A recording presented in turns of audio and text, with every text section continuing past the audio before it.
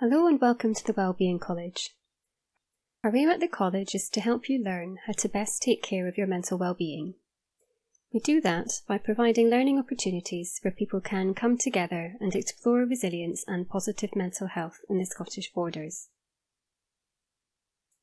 My name is Annette Murray, one of the personal tutors at the college, and today I'm going to take you through a course called Natural Wellbeing. The idea behind this presentation is similar to a course we run at the college called Walking Naturally, where we go for a walk in the local area and experience the benefits of being in nature for our mental health. You can find out more about our courses on our website www.wellbeingcollege.org.uk. You can also make an appointment with a personal tutor to better understand how the college can help you. If this is something you think might benefit you, please do get in touch. I'm someone who regularly turns to nature to feel a sense of calm, connection, and perspective. This is something I've done since childhood. My hope is to inspire you to think about how you can better connect with nature to benefit your well-being, whether you're outdoors or in. This course was inspired by a humble plant that used to grow in the fields next to the house where I grew up. It's one of the most common plants in the UK, but you've perhaps never heard of it, nor ever stopped to look at it closely. It's not obviously colourful or exotic, it doesn't have a beautiful scent, and unlike Wordsworth's daffodils, I doubt anyone is ever going to write poems about it. But it's something I love, and it's called Yorkshire Fog. Unless you're a farmer or someone with a particular interest in wildflower meadows, you might not know that Yorkshire Fog is a type of grass. Unlike the coarser, sharper blades of marram grass, I also remember from my days by the sand dunes as a child, Yorkshire Fog is covered in tiny, downy hairs, making it very soft to the touch, lending it another common name, velvet grass.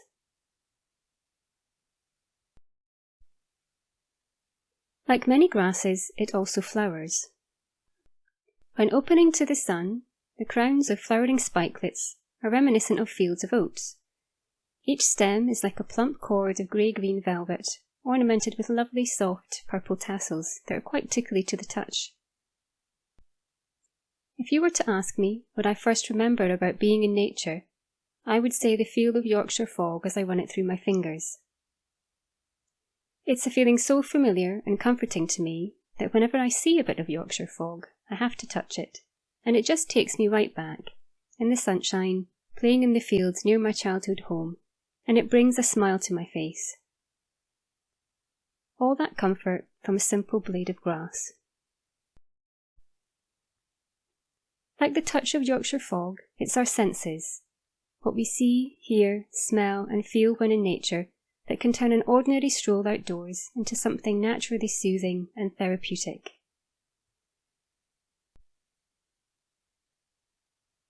It could be the explosion of colour from a bed of flowers, or the pattern on a pebble that catches the eye,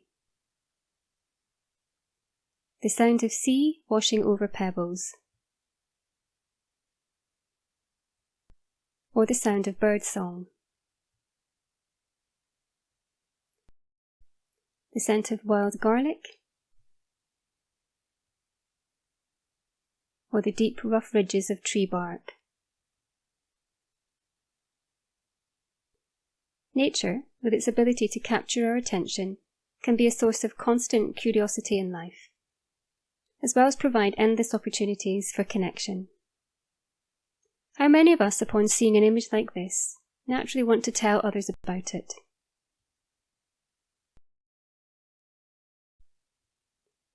That said, I don't need to talk about nature to feel a sense of connection. Just watching it, even everyday nature in the most ordinary of settings, reminds me I'm surrounded by life of all kinds, and I feel instantly uplifted.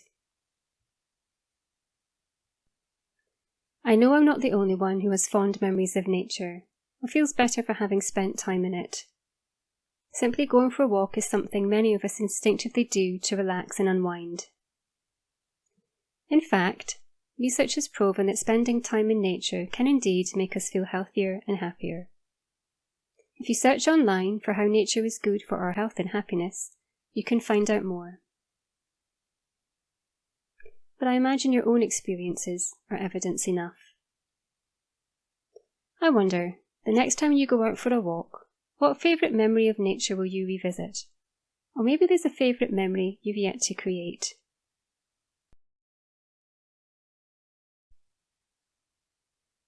You don't all have to be in the middle of a national park or an area of outstanding natural beauty to enjoy nature. Nature like this grey squirrel here can be found in even the most urban of environments if you're paying attention. I wonder, what might you see if you really look? All too often we rush past nature and don't pause to see what we can find. What might you feel? Maybe it's as simple as running your fingers through some grass. What might you smell? I love the smell of lavender in parks and gardens, and I always try to literally stop and smell the roses. Next time you smell something pleasant, or even just new to you, can you stop and really notice it? What might you hear? The buzz of a bee? Bird song? Wind in the trees, perhaps? What might you discover that you didn't know before? Can you have childlike curiosity about your surroundings? When you discover something new or have a nice experience in nature, that's satisfying in itself, but if you would like to share it, have a think. Who can you share it with? Perhaps you can also go on a scavenger hunt.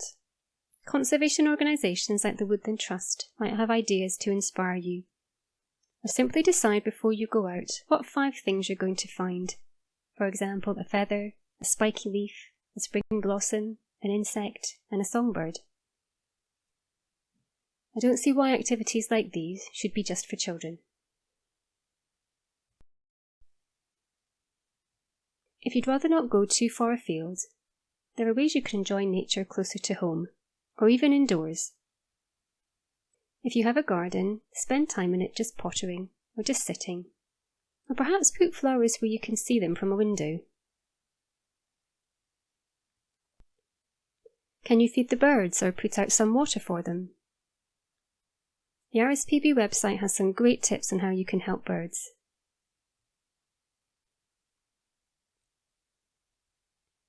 Can you daydream out of a window and see the clouds in the sky? What shapes are they making? Perhaps you can see the moon or the stars at night where you live. The podcast Star Signs is a great introduction to stargazing. Do you have a houseplant you can tend to? Can you grow something from seed? Try looking at a plant from different angles and notice what patterns you can see. Perhaps you can open a window and hear birdsong outside. Or why not listen to the RSPB's birdsong radio? While you were there, how about learning to recognise some common birds by their song? Remember, if you do go out and about, stay safe and enjoy the countryside responsibly. The website dedicated to the Scottish Outdoor Access Code should have all the information you need.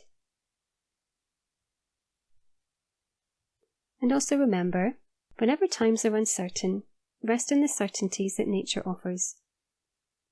Nature will always provide opportunities for us to engage our senses, awaken our curiosity, and create fond memories. And winter is always followed by spring. Now we'd really love to hear from you.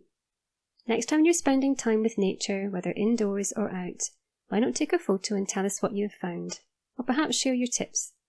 You can share them on Health and Mind's social media, or send us an email at the Wellbeing College. We'd also really love your feedback on this course. We'll send you an email soon to ask what you thought of it, so please do let us know. If you're not already on our email list, please sign up to receive our newsletter called In Touch, so we can stay in touch. Thank you for listening, enjoy your time with nature, and we look forward to hearing from you soon.